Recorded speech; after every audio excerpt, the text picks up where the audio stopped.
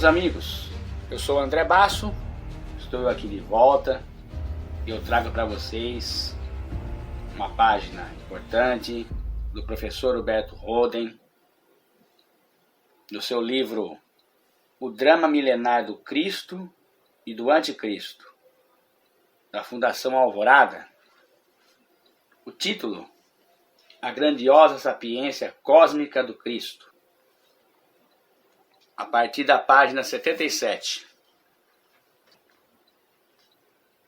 Como dizíamos há quase 2000 anos, que o nosso cristianismo anda de muletas, servindo-se de obsoletas usanças do paganismo e do judaísmo, de precários arranjos teológicos, em vez de abraçar em cheio a gloriosa e inédita mensagem sapiencial do maior gênio espiritual da humanidade.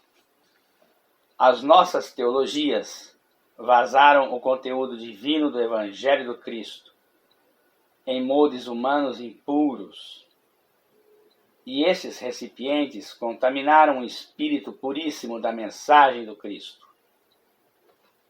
É chegado o tempo dessa promissora alvorada da era do aquário, para nos libertarmos desses percalços teológicos, obsoletos e alheios, e começarmos a andar por força própria. O Evangelho do Cristo não necessita desses elementos pagãos e judaicos, dessas ideias anacrônicas de redenção por meio de complicados ritualismos, mágicos e repugnantes processos sanguinários. A quintessência da mensagem do Cristo nada tem que ver com essas concepções heterogêneas. O Evangelho do Cristo goza de perfeita autonomia espiritual, de perfeita maturidade e vigorosa saúde para andar por si mesmo. Como já lembramos, o centro e cerne do Evangelho do Cristo se resume na experiência mística da presença de Deus e no seu transbordamento espontâneo em forma de vivência ética com todas as criaturas de Deus. Quando o teólogo da sinagoga, o tal doutor da lei, quis saber qual era a coisa mais importante da vida humana, Jesus não falou em ritualismos sacramentais, nem em redenção pelo sangue, como os nossos teólogos ensinam, mas falou da experiência que o homem deve ter da presença de Deus e do quadrúplice amor de Deus que o homem integral sente em si mesmo, quando conscientiza essa presença divina com a alma, a mente, o coração e com todas as forças do corpo.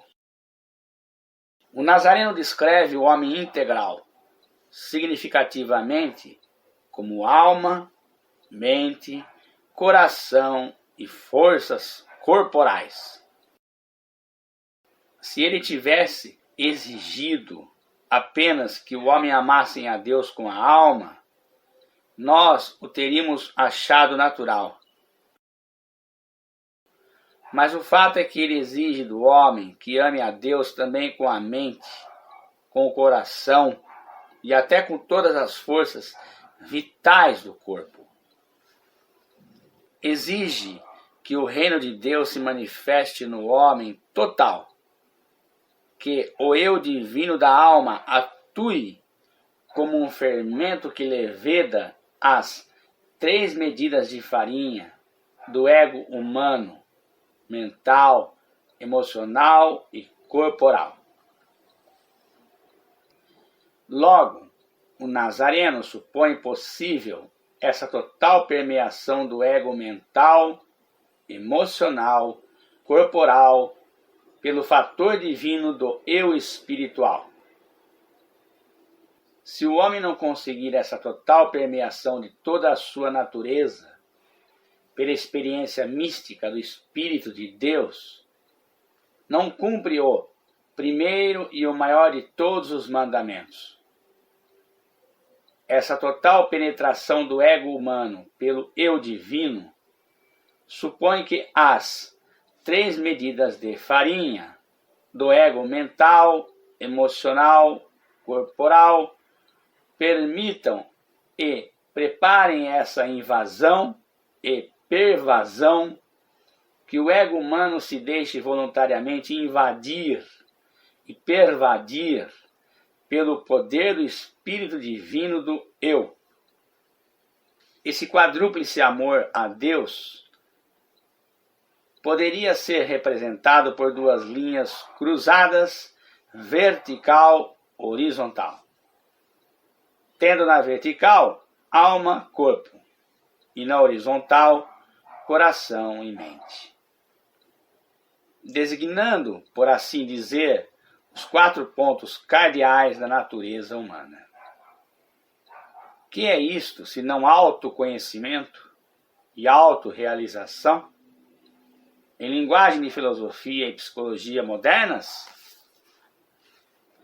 para que a alma possa permear devidamente as outras faculdades, é indispensável que estas se esvaziem do seu conteúdo próprio, que a mente desista dos seus pensamentos, que o coração se esvazie de qualquer desejo e que o corpo suspenda todos os seus sentimentos pessoais e que esse ego-esvaziamento receba a Cristo-plenificação. Numa palavra, que o homem estabeleça em si um grande vácuo, a supressão da sua ruidosa egoidade físico-mental e emocional. Só assim pode a plenitude divina fluir livremente para dentro desta vacuidade humana. A teoplenitude só plenifica a ego-vacuidade. Sem esses requisitos, é absolutamente incompreensível, inexequível, amar a Deus com toda a alma, com toda a mente, com todo o coração e com todas as forças. Que fez Jesus nos 18 anos em Nazaré, de que os evangelhos não falam? E que fez ele nos 40 dias da solidão no deserto da Judéia? E que fazia ele durante os 3 anos da sua vida pública, quando passava noites inteiras no cume dos montes ou no silêncio dos ermos? Sintonizava a alma, a mente, o coração e o corpo com o Espírito do Pai. E aqui digo eu, a divindade, o cosmos infinito, prossegue o professor Holden, conscientizava intensamente a presença real de Deus, que era para ele uma prática natural e fácil, e tão essencial que ele a recomenda insistentemente a seus discípulos como sendo a verdadeira libertação do homem, o primeiro e maior de todos os mandamentos, a entrada no reino dos céus. Em face disto, sumamente deplorável, que as igrejas cristãs recorram ainda a empréstimos ao paganismo ritualista e mendiguem favores ao judaísmo sanguinário. Fazem crer à cristandade que o Cristo tenha recomendado estas práticas obsoletas há muito tempo superadas. As nossas teologias eclesiásticas ou clericais não se envergonham de mendigar elementos estranhos a outras ideologias, como se o cristianismo não possuísse riquezas infinitamente superiores a tudo isto e não tivesse a sua própria autonomia espiritual.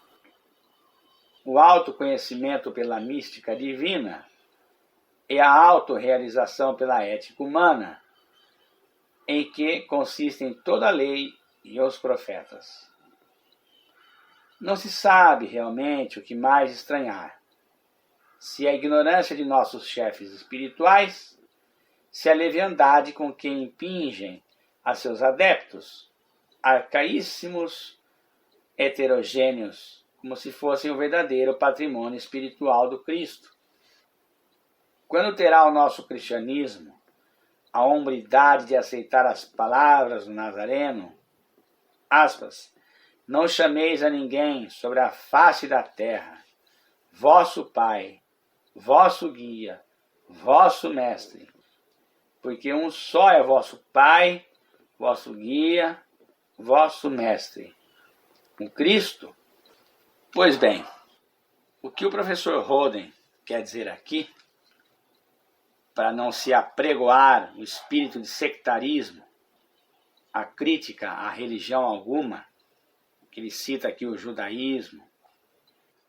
Inclusive, no livro Minhas Vivências na Palestina, no Egito e na Índia, da editora Martin Claret, livro do professor Huberto Roden, ele cita a partir da página 31, intitulado Nos Rastros do Nazareno, uma visita que ele fez a Jerusalém, a Belém, a Nazaré, Tabor, Poço de Jacó, Betânia, Getsemane, Gólgota, etc.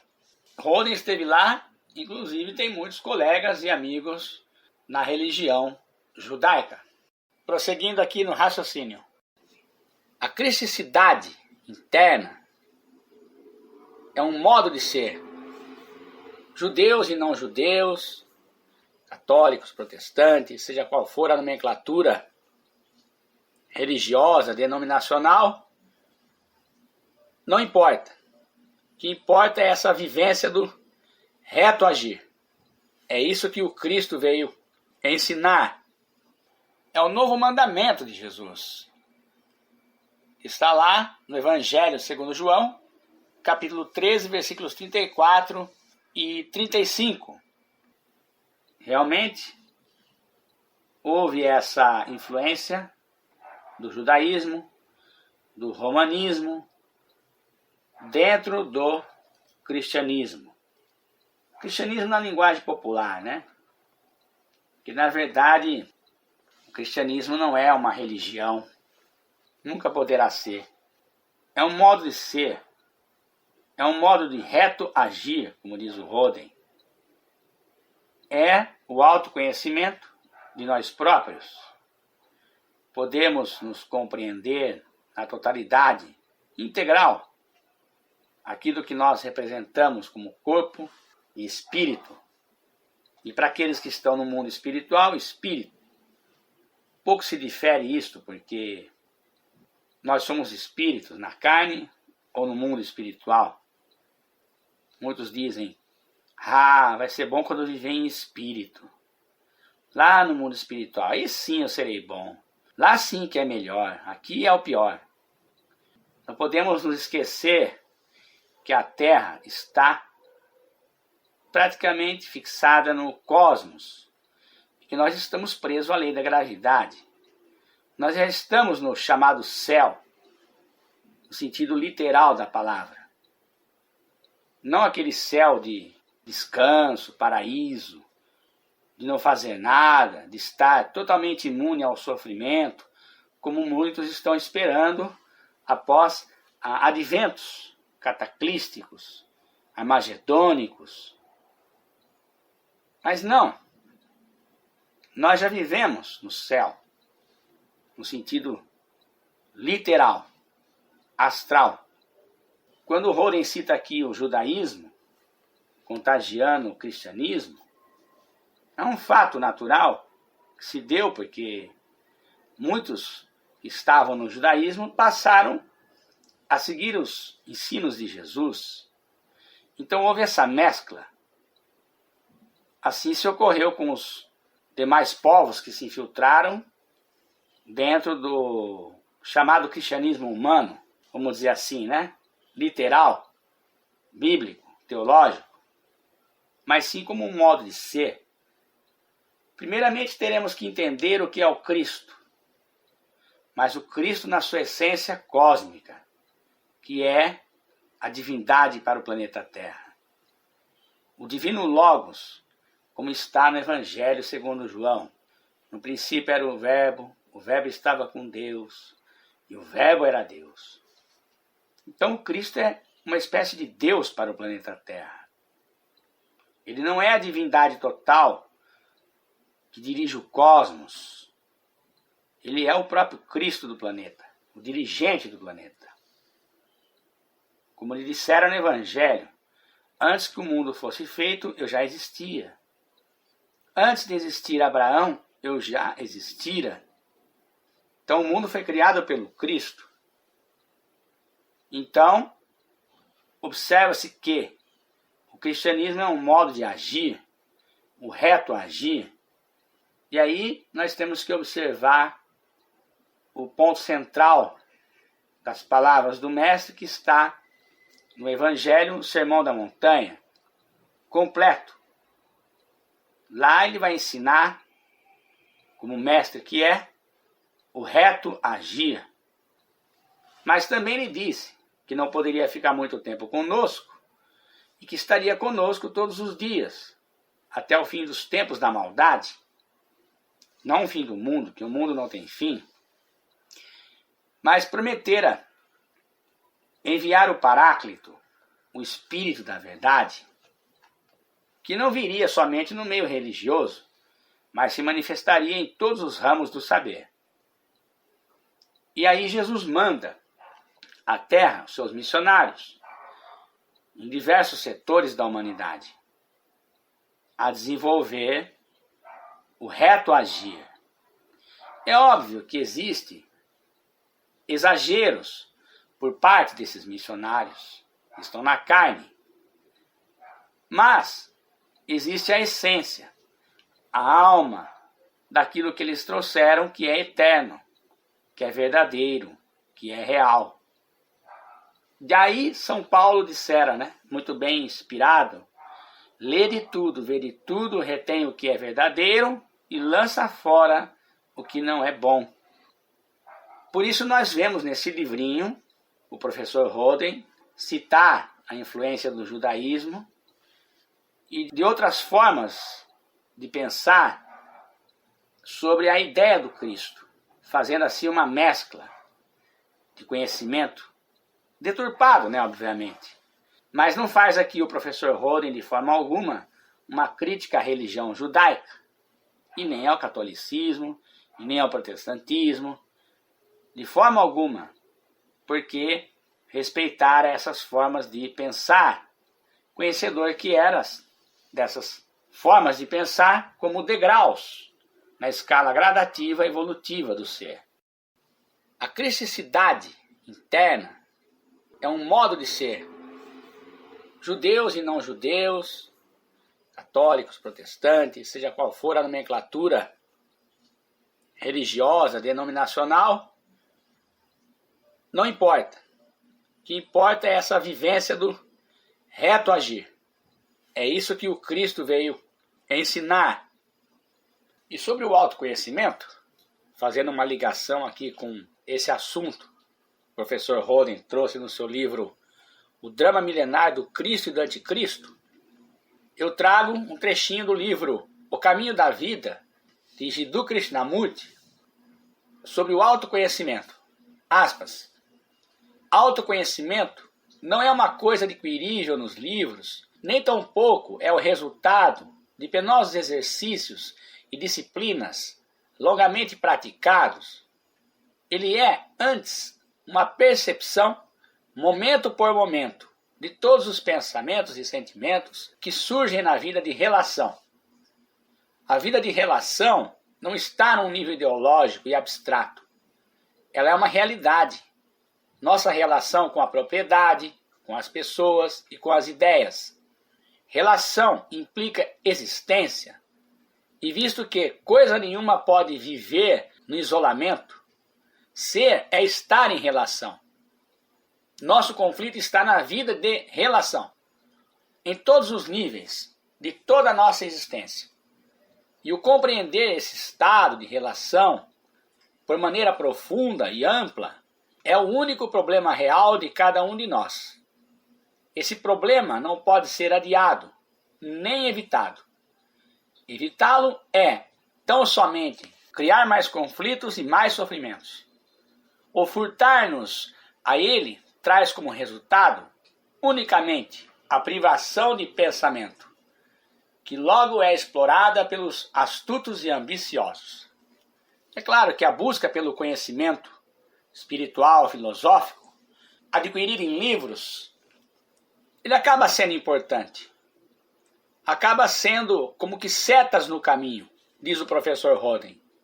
Mas não deve ser o principal fator quando nós não praticamos o autoconhecimento interior, que é se autoconhecer.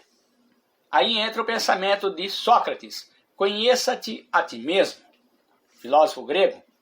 E esse conheça-te a ti mesmo implica esse autoconhecimento da nossa própria pessoa, nosso pensamento e ações. E prossegue o Krishnamurti. Conhecer a nós mesmos implica autoobservação a cada momento do dia, em nossas relações, em nosso falar, em nossas ações, em nossos gestos, implica um autopercebimento completo, sendo assim que começamos a descobrir o que somos. É dificílimo a maioria de nós nos conhecermos, porquanto estamos sempre medindo os nossos pensamentos, as nossas ações, os nossos sentimentos. Pensamos que, com essa medição, chegaremos a conhecer-nos, mas, sem dúvida, a mente que está sempre julgando, avaliando, nunca se conhecerá tal qual é. Porquanto tem uma medida, um padrão de avaliação, esta me parece uma das nossas maiores dificuldades.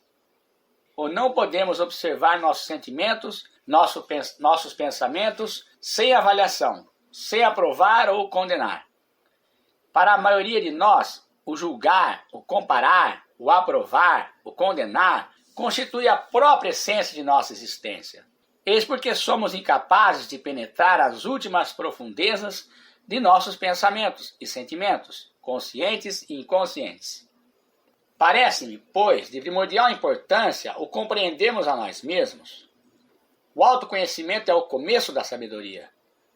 Mas é tão pouco o que sabemos a nosso respeito, desconhecemos tanto as partes inconscientes como as partes conscientes de nós mesmos, a totalidade de nosso ser. E é possível conhecermos-nos totalmente?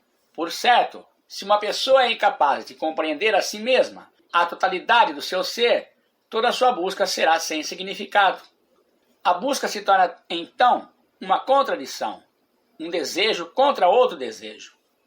Agora, se pudermos compreender-nos, se pudermos observar paciente e diligentemente o funcionamento de todo o nosso ser, veremos, então, que a mente se tornará muito clara e livre.